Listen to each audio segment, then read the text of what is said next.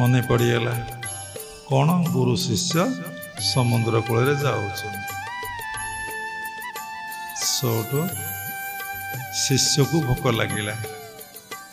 ଶିଷ୍ୟ କହିଲେ, ଗୁରୁଦେବ ଭୋକ ଲାଗିଲାଣି, ଖାଇବି। ଆରେ ମୋ ପାଖରେ ତ କିଛି ଟଙ୍କା ପଇସା ନାହିଁ, କ'ଣ ଖାଇବୁ ସମୁଦ୍ର କୂଳରେ, ଟଙ୍କା କାହିଁ?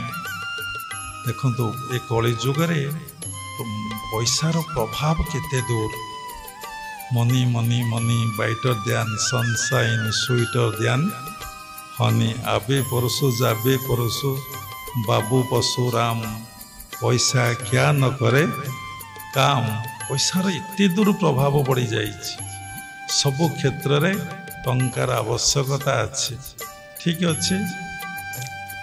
କହିଲେ ଆରେ ଟଙ୍କା ତ ମୋ ପାଖରେ ନାହିଁ, ଆଉ ତୁ ଖାଇବୁ କ'ଣ? ଦେଖିଲା ଗୋଟେ ଜାଗାରେ ବୋର୍ଡ଼ ମରା ହେଇଛି, ଡିଷ୍ଟର୍ବ ବୋର୍ଡ଼ ମରା ହେଇଛି। ବୋର୍ଡ଼ରେ ଲେଖା ଅଛି କ'ଣ ନା, ଯିଏ ସମୁଦ୍ରରେ ବୁଡ଼ି ଯାଉଥିବ ଯଦି ଉଦ୍ଧାର କରିଦେବ ସେ 500 ଟଙ୍କା ପାଇବ। ଗୁରୁଦେବ ସେଇଟାକୁ ପଢ଼ିଦେଲେ। କହିଲେ ଗୋଟେ ବେଟା ଗୋଟେ କାମ କର, ତୋର 2ଟା ଗାମୁଛା ମୋର 2ଟା ଗାମୁଛା ତା ଗଣ୍ଠି ପକେଇଦେ, ଲମ୍ବା କରିଦେ, ମୁଁ ଯିବି ବୁଡ଼ିବାର ଅଭିନୟ କରିବି।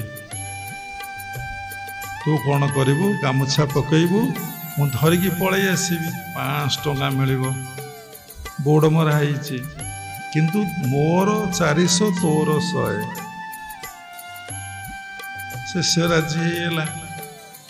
ଯେତେବେଳେ ଗୁରୁଦେବ ଯାଇ ସମୁଦ୍ରରେ ବୁଡ଼ିବା ଅଭିନୟ କରୁ କରୁ ସତରେ ବୁଡ଼ିବାକୁ ଆରମ୍ଭ କଲେ।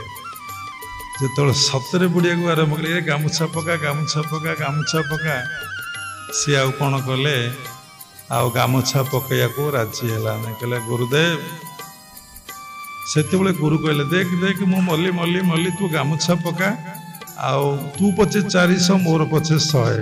ଶିଷ୍ୟ ଶୁଣିଲା ନାହିଁ। କ'ଣ କହିଲା? କହିଲା ଗୁରୁଦେବ ଆପଣ ତା ତଳ ଧାରଟା ପଡ଼ିନାହାନ୍ତି କି, ମଲା ଲୋକକୁ ଉଦ୍ଧାର କଲେ 5000।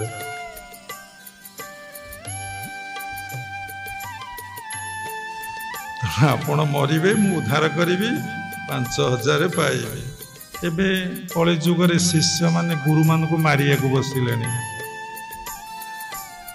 ନିଜକୁ ମାରିବାକୁ ଆସିଥିଲେ, କ'ଣ ନିଜ ଭିତରେ ପ୍ରକୃତିକି ମାରିବାକୁ ଆସିଥିଲେ।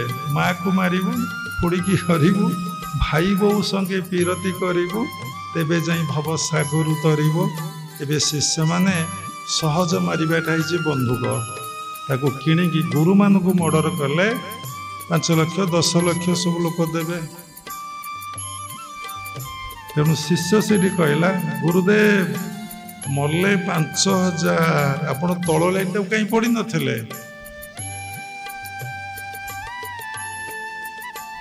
ସେଠୁ ମଲେ, ଗୁରୁ ମଲେ, ଉଦ୍ଧାର କଲା, 5000 ଟଙ୍କା ପାଇଲା। କେମିତି ଗୁରୁ କେମିତି ଶିଷ୍ୟ କଳି ଯୁଗରେ। ତେଣୁ ବର୍ତ୍ତମାନ ଏଭଳି ସମୟ ହେଇଯାଇଛି, ଆଶ୍ରମକୁ ମହତ ଉଦ୍ଦେଶ୍ୟ ନେଇ ଆସିଥିଲେ। ଦୀକ୍ଷା ଗ୍ରହଣ ସମୟରେ ଆମେ ଆଶ୍ରମକୁ ଯିବୁ ଭଗବତ ଦର୍ଶନ, ଭଗବତ ଉପଲବ୍ଧି ପାଇଁ, ବା ଯେଉଁ ମୂଳ ସତ୍ତାଠାରୁ ଆମେ ବିୟୋଗ ହେଇଥିଲୁ ସେଇ ମୂଳ ସତ୍ତା ସହିତ ଆମେ କେମିତି ମିଶିବୁ। ଆମେ କ'ଣ ଆସିଥିଲୁ କେଉଁଠି ଭକ୍ତ ଜନ୍ମ ହେଇଛି, କେଉଁଠି ମହାପୁରୁଷ ଜନ୍ମ ହେଇଛି, ସେ ମାଳିକାରେ ତା ନାଁ ଲେଖା ଅଛି, ସୃଷ୍ଟି କେବେ ଧ୍ୱଂସ ହେବ? ଥରେ ଆପଣ ଚିନ୍ତା କରନ୍ତୁ, ଏସବୁ ବିଷୟରେ କେବେ ଭାବିବେ ନାହିଁ। ଆମ୍ବ ଖାଇବା ଲୋକ, ଆପଣ ଆମ୍ବ ଖାଇବେ, ତୋଟା ମୂଲ କରିବେ ନାହିଁ। ଆପଣ ଥରେ ଚିନ୍ତା କରନ୍ତୁ, ଆମେ ସବୁବେଳେ ଭାବୁ ପିଲାଟି ଦିନରୁ ଆମେ ଆସିବା ପୂର୍ବରୁ ଇଏ କ'ଣ ନଥିଲା ସୃଷ୍ଟି? କ'ଣ ବୈଶାଖ ଜ୍ୟେଷ୍ଠ ଆଷାଢ଼ ଶ୍ରାବଣ ଭାଦ୍ର ଆଶ୍ୱିନ କାର୍ତ୍ତିକ ମାର୍ଗଶିର ପୁଷ ମାଘ କ'ଣ ହଉନଥିଲା? ଆମେ ଗଲା ପରେ କ'ଣ ରହିବ ନାହିଁ? ଏ ଆକାଶ, ଏ ପବନ, ଏ କେତେ ପୂର୍ଣ୍ଣିମା, କେତେ ଅମାବାସ୍ୟା, କେତେ ଦିନ, କେତେ ରାତି, କେତେ ଗଣେଶ ପୂଜା, କେତେ ସରସ୍ୱତୀ ପୂଜା, କ'ଣ ସବୁ ନ ହେଇଛି? ଅବଶ୍ୟ ସବୁର ପରିବର୍ତ୍ତନ ହେଇଛି, ସେଇଟା ଈଶ୍ୱରଙ୍କର ଇଚ୍ଛା। ଯୁଗକୁ ଯୁଗ ଇ ମତେ ପରମାନନ୍ଦ ଏ ଜଗତେ। ତେଣୁ ଆମେ ନିଜକୁ ଉଦ୍ଧାର କରିବା ପାଇଁ ଆସିଛେ। ଉଦ୍ଧାର କେମିତି ହେବା? ନିଜକୁ ପରିବର୍ତ୍ତନ କଲେ ଆମେ ଯାଇ ଉଦ୍ଧାର ହେବା। ଅଣୁ ହେଲେ ଅଣୁକୁ ଜାଣିବା।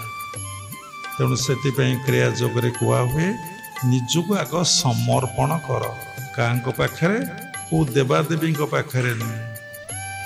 ବହୁତ ଲୋକ ଦେବାଦେବୀ ପାଖରେ, ମା ତୋ ଇଚ୍ଛା, ହେ ଜାଗୁଳାଇ ତୋ ଇଚ୍ଛା, ହେ କେତେ ଠାକୁର ଠାକୁରାଣୀ ଅଛି ତୋ ଇଚ୍ଛା। ଏସବୁ ରଙ୍ଗ କନସେପ୍ଟ। କାରଣ ଯେ ନିଜେ ଉଦ୍ଧାର ହେଇନାହିଁ, ସେ ଅଲଗା କାହାକୁ ଉଦ୍ଧାର କରିପାରିବ? ଅନ୍ଧ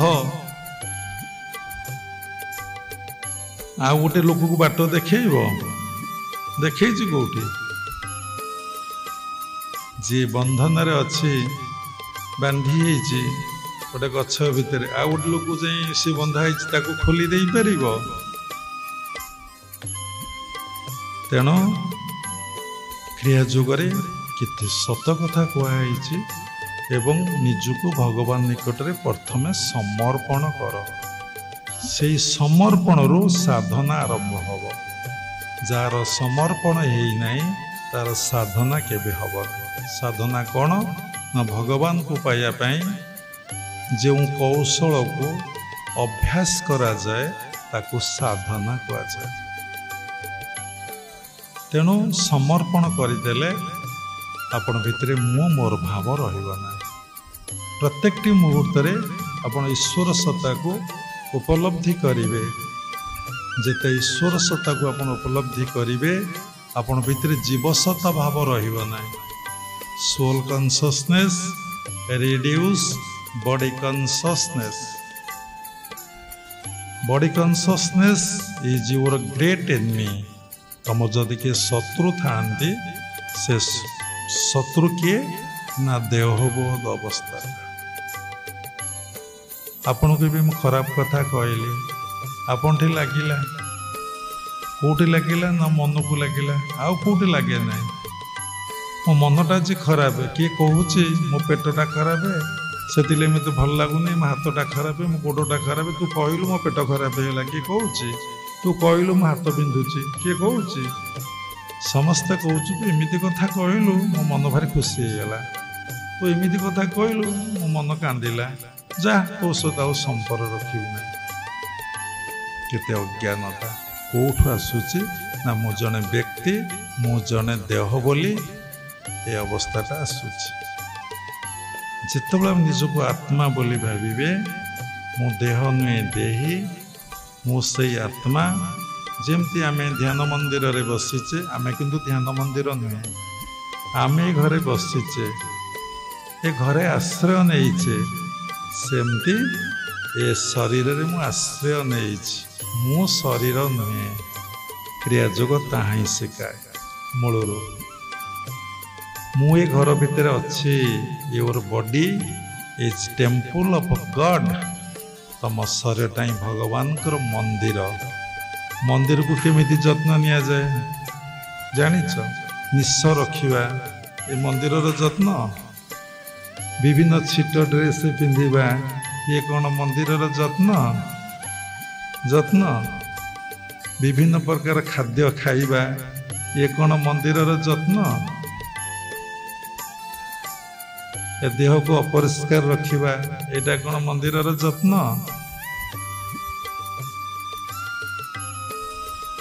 ତେଣୁ ଦେହ ରୂପକ ମନ୍ଦିର ଭିତରେ ଆମେ ଅଛେ। କିନ୍ତୁ ଯେହେତୁ ଆମର ସାଧନା ନାହିଁ, ସମର୍ପଣ ନାହିଁ, ଆମର ବୋଧ ହେଉଛି ମୁଁ ତ ଦେହ।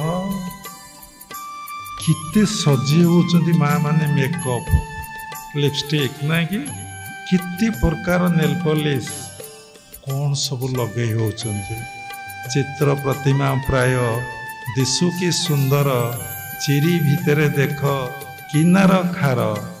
ଚର୍ମ ସିନା ବେଢ଼ିଛି ଚଉରାଶିକି, ଚିତ ତୁ ଦିଅ ନୀଳ ଗିରିବାସିକି। କୋଉଠି କହିଲା? ନୀଳଗିରି। କୋଉଠି ନୀଳଗିରି? ସେଇ ପୁରୀର ନୀଳଗିରି ପାହାଡ଼ ସେଇଠି ପରମାତ୍ମା ପରବ୍ରହ୍ମ ସୃଷ୍ଟିର ଆରମ୍ଭରୁ ସୃଷ୍ଟି ଆରମ୍ଭ ବୋଇଲେ ସତ୍ୟର ଆରମ୍ଭରୁ ସେଇଠି ଅବସ୍ଥାପନ କରୁଥିଲେ। ସେଇଠିକି ମନ ଦିଅ। ଛୁଇଁବେ ନାଇଁ ତୋତେ ବୋଲିବେ ମଢ଼ା, ଛଖଣ୍ଡି କାଠ ହବ ତୋ ପାଇଁ ଲୋଡ଼ା, ଛାର ଦେହକୁ ମନ କରିଛୁ ସଜ, ଛନ୍ଦ କପଟ ତେଜିନ ଗୋବିନ୍ଦ ଭଜ। କେଇଥରେ ସମସ୍ତେ ଜାଣିଛନ୍ତି ମୃତ୍ୟୁ ହବ, କିନ୍ତୁ ଇ କଥା ଏ ମୁଣ୍ଡ ଭିତରେ ନାହିଁ।